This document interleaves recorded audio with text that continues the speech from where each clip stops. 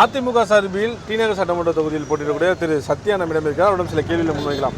கடந்த தேர்தலை ஒப்பிட்டு பார்க்கும்போது இந்த தேர்தலில் இளைஞர்களுடைய பங்களிப்பு அதிகமாக இருக்கு. வெளி மாவட்டத்துக்கு போகிறதுக்குலாம் ஃபுல் கூட்டம், ஒரு திருவிழாவுக்கு போகிற மாதிரி தான் இருந்ததை நம்மளை பார்க்க முடிஞ்சது. எப்போவுமே எந்த தேர்தலையுமே இல்லாத ஒரு விஷயம் இந்த தேர்தலில் இருக்குது. எப்படி பார்க்குறீங்க? தமிழகத்தின் மீண்டும் முதலமைச்சர் ஆக வேண்டும் ஒரு எண்ணத்தில் தமிழ்நாட்டு மக்கள், இளைஞர்கள், இளம்பெண்கள் அனைவரும் ஒன்று சேர்ந்து மாண்புமிகு எடப்பாடி அவர்கள் வாக்களித்தினால் நீங்கள் கேட்ட கேள்விக்கு இதுதான் பதில். ஓகே, கடந்த தேர்தல் ரொம்ப சொற்ப வாக்குகளை தான் நீங்கள் தோல்வியை சந்திச்சிங்க. யாராலுமே எதிர்பார்க்க முடியாத ஒரு வாக்கு. ஏன்னா உள்ளூர் கவுன்சிலர் எலெக்ஷனில் இந்த மாதிரி தான் நடக்கும்.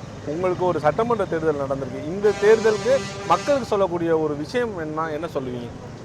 அது போன வாட்டி சட்டமன்றத்தில் 137 வாக்கு வித்தியாசத்தில் நான் தோல்வி அடைந்தேன்.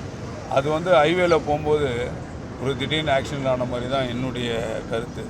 அந்த ஆக்சிடென்ட்டுடைய வெளிப்பாடு தான் இந்த 26ஆம் சட்டமன்ற தேர்தலில் கருத்து விழிப்புணர்வோடு செயல்பட்டு அனைத்து கழக நண்பர்கள், வீரர்கள், வீராங்கனைகளுடன் மற்றும் இந்திய கூட்டணி கட்சி நண்பர்களுடன் வீராங்கனைகளுடன் சேர்ந்து பணியாற்றும் காரணத்தால் இன்று தியாகராய சட்டமன்றத்தில் சுமார் 85லிருந்து 90% விழுக்காடு வாக்காளர் பெருமக்கள் வாக்களித்து மாண்புமிகு அண்ணன் எடப்பாடி அவர்களை வெற்றி கனியை, தியாகராய சட்டமன்ற வெற்றி கனியை அவர்களுடைய பொறுப்பாளர்கள் சமர்ப்பித்தார்.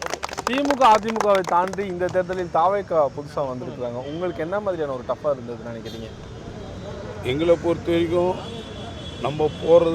நம்ம ஓடுற ஸ்பீடு தான் கணக்கு வைக்கணும் தவிர நம்மளுக்கு பின்னாடி யார் வரும் போனோன்னா அதை பார்த்து நம்ம பயத்தில் தோல்வி. அதனால் நம்ம ஓட்டம் தமிழ்நாட்டு மக்களுக்காக, நலனுக்காக ஓடுற ஓட்டம். அது யாரை பற்றியும் கவலைப்பட தேவையில்லை. நம்ம வெற்றி தான் குறிக்கோள். இவர்கள் எந்த கட்சி பற்றி நம்ம கவலைப்பட தேவையில்லை. ரொம்ப நன்றி. இந்த தேர்தலில் இந்த தொகுதி மக்கள் யாரை தேர்வு செய்து சட்டமன்றத்தில் அனுப்ப போகின்றார்கள் என்பதை நாம் மே 4ஆம் தேதி வரை பொறுத்திருந்து பார்க்கலாம். ஒளிப்பதிவாளர் மதனுடன் பாலாஜி, சென்னையிலிருந்து.